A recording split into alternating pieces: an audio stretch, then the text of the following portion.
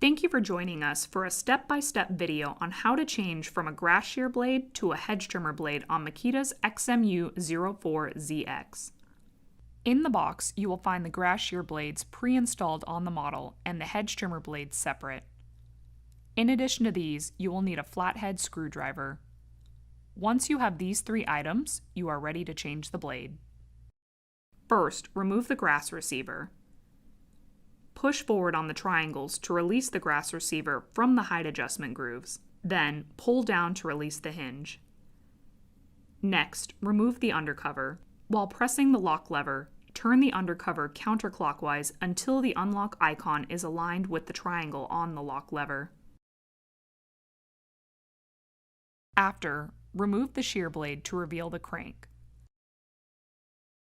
Then, flip the crank and align the pins to insert the crank.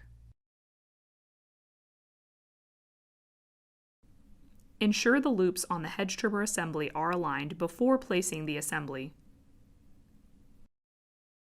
Once you have ensured the hedge trimmer blade is flush with the housing, tighten the two screws to attach the blade.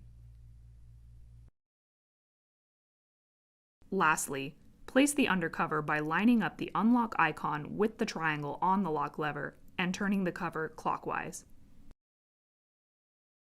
To return the unit from a hedge trimmer to grass shears, simply reverse the process.